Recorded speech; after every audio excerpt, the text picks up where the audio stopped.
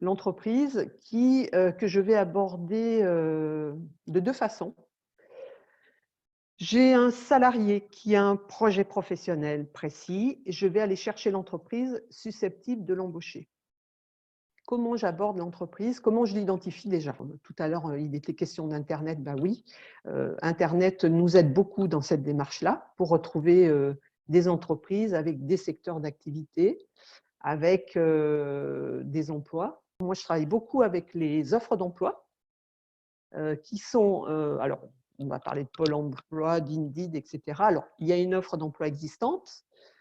Souvent, le fait de voir l'offre, c'est déjà presque trop tard pour pouvoir positionner quelqu'un. Mais par contre, c'est le signe que cette entreprise-là recrute et qu'elle recrute dans les métiers que je cherche. Donc, je vais pouvoir l'aborder par la suite en me déconnectant éventuellement de l'offre qui vient de passer, mais en tout cas, pour préparer l'avenir. Donc ça, c'est ma première façon d'aborder l'entreprise. J'ai un salarié, je vais aller chercher l'entreprise susceptible de l'embaucher en tenant compte bien évidemment de sa mobilité, de ses contraintes, etc. La deuxième façon d'aborder l'entreprise, eh bien, ça va être de nourrir mon fichier de prospection pour pouvoir identifier les entreprises qui sont le plus souvent positionnées sur les métiers visés par les salariés qu'on accompagne. On a quand même des grandes lignes de métiers qu'on retrouve dans les projets des salariés, et souvent d'ailleurs avec des grosses connotations en fonction des structures d'insertion professionnelle dans lesquelles ils sont, en fonction de l'activité ou pas d'ailleurs. Donc je vais pouvoir identifier des entreprises qui m'intéressent, et de toute façon, à chaque fois que j'aborde l'entreprise, moi je ne l'aborde jamais en mettant en avant mon besoin de positionner un salarié.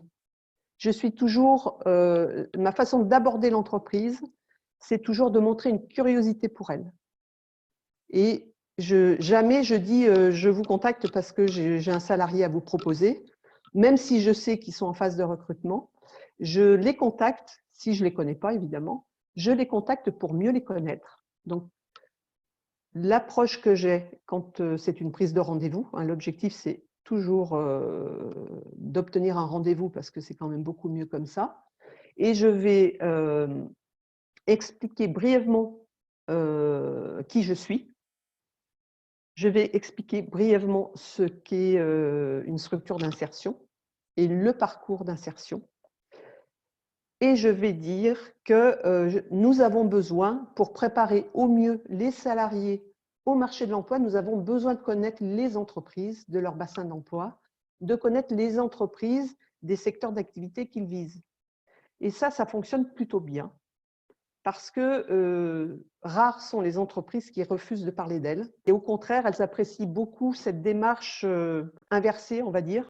On leur montre qu'on a envie d'être vraiment en phase avec leurs besoins et que du coup, en amont, on prépare les salariés à ce besoin-là.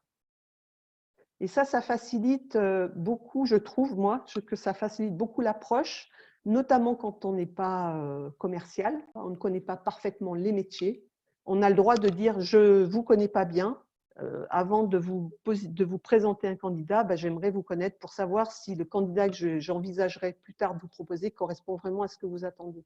Je reconnais que j'ai rarement des refus à ce type de démarche. Lors de l'entretien, même si j'ai brièvement parlé de l'insertion avant, première question que je pose, c'est « est-ce que vous connaissez l'IAE? Est-ce que vous savez ce qu'est une structure d'insertion ?» Je vais expliquer quel est le public, comment le public est orienté vers la structure d'insertion, par qui. Je vais insister sur la diversité des publics, jeunes, seniors, réorientation. Donc, je vais montrer que le public est très divers et varié, d'horizons très différents. Je vais expliquer comment se construisent les parcours d'insertion, avec 24 mois maximum, des CDD renouvelés à rythme plus ou moins régulier en fonction de la personne et de l'attente, des engagements pris par la structure d'insertion, mais aussi par le salarié, donc en expliquant que s'il est là, sait qu'il a des freins, mais qu'il est là aussi parce que la structure d'insertion pense pouvoir l'aider à lever ces freins-là. Et donc, qu'il y a un accord bipartite qui va être validé à chaque renouvellement de contrat. Et ça, c'est aussi quelque chose qui rassure beaucoup et qui est bien perçu. C'est-à-dire que j'insiste sur le fait que l'objectif est bien d'amener les personnes vers l'emploi et que si elles sont là, c'est parce qu'on a vraiment on a la conviction que cette personne-là va pouvoir aller vers l'emploi traditionnel à la fin. L'idée du collectif est facilitant, à mon sens, pour tout le monde. Pour l'entreprise, parce qu'au lieu d'avoir 5, 6, 7 coups de fil de structures d'insertion différentes qui vont lui parler un peu de la même chose, il y a un point d'entrée, c'est le chargé de relations entreprises avec qui il est en contact. Donc ça, c'est vraiment important. Et il sait qu'en ayant contact avec Odette Ménétré d'USI 73, il va toucher 25 structures derrière, parce que moi, je suis totalement transparente avec les chargés d'insertion professionnelle. Hein. Toutes les offres d'emploi que j'identifie, ils les connaissent. Donc, ça a un côté rassurant pour l'entreprise qui est beaucoup sollicité souvent. Hein, l'interlocuteur, il s'y perd en plus. Hein, on met beaucoup de choses dans l'insertion, donc il est un petit peu perdu. Et là, on va quand même parler on va parler un peu le même langage et on va parler besoin, avant tout, besoin de production, on va dire. Hein. Donc ça, c'est un côté rassurant qui permet de valider un partenariat futur. Et puis, inversement, c'est aussi rassurant pour le chargé d'insertion professionnelle qui, lui, n'aura pas à rentrer en contact directement avec l'entreprise, mais qui va passer par mon intermédiaire. Et donc, c'est moi qui vais introduire la candidature auprès de l'entreprise avec une écoute bienveillante, puisque si j'ai eu l'offre, c'est que j'ai réussi à convaincre de ce qu'on fait et de la qualité de la candidature que je vais proposer. Ce qui est essentiel, pour moi, c'est vraiment de mieux se connaître. C'est la clé de la collaboration. Les entreprises nous connaissent mal et nous, on les connaît mal aussi. Donc, il faut arriver à faire ce lien-là et de montrer qu'on a envie d'eux. Et elles, en nous recevant, elles montrent qu'elles ont aussi envie de mieux nous connaître. Une fois que l'entretien est obtenu, je vais aller chercher. Alors, bien souvent, j'ai quand même dans ma musette, j'ai un candidat à proposer, mais je ne le dis jamais à ce moment-là. Je rappellerai peut-être le lendemain ou le surlendemain. Pendant l'entretien, je vais dire « Je pense à quelqu'un qui peut-être pourrait correspondre à vos attentes. Avant de vous en parler, je vais le revoir et je vais voir s'il est aussi motivé pour travailler chez vous. » Et en plus, c'est ce que je fais. Hein, mais ça aussi, ça rassure beaucoup. Donc, premier objectif, c'est valider la possibilité de proposer des candidats, qu'il y ait une offre ou pas. Je valide souvent l'idée que, écoutez, j'ai bien compris, vous n'avez pas actuellement de poste. Est-ce que je peux me permettre, malgré tout, si j'accompagne un salarié qui me semble avoir le profil que vous recherchez, est-ce que je peux malgré tout vous le proposer? Et au moins, s'il vous plaît, est-ce que vous pouvez le prendre en PSMP? On me dit rarement non. Franchement, alors ça ne veut pas dire que la personne, malheureusement, elle ne va pas être embauchée à chaque fois, mais au moins, voilà, on accepte de recevoir mes CV, on accepte souvent d'accueillir les candidats en PSMP, alors avec l'objectif soit de valider un projet, soit au fond, de toute façon, et on le sait bien pour ceux qui le pratiquent, c'est qu'une mise en relation avec une entreprise, si la personne donne plutôt satisfaction, l'entreprise va quand même essayer de récupérer cette personne-là, dans la mesure où elle est en phase de recrutement, bien entendu. Donc, ça, je pars au moins avec ça.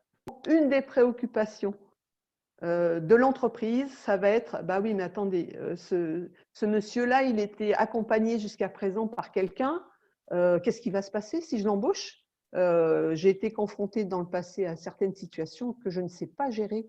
Et le fait de dire, vous inquiétez pas, pendant quelques temps, on va vous suivre vous, et on va aussi suivre le salarié, pour s'assurer que ça fonctionne bien entre vous, va permettre éventuellement de faire des réajustements, si réajustement il y a à faire.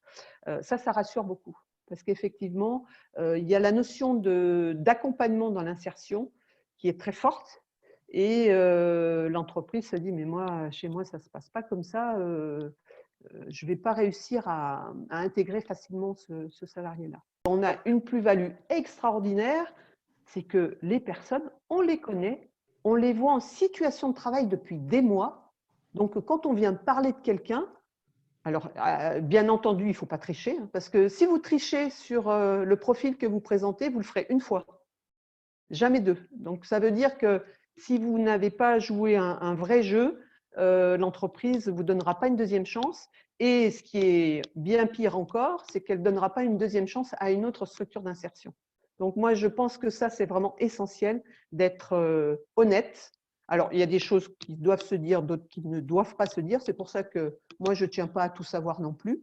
Il faut tenir compte des choses qui ont une incidence sur l'emploi et avancer le fait que ce sont des candidats qu'on connaît, qu'on observe, et quand on vient leur dire qu'ils respectent les règles de l'entreprise, c'est que réellement ils les respectent, etc., etc.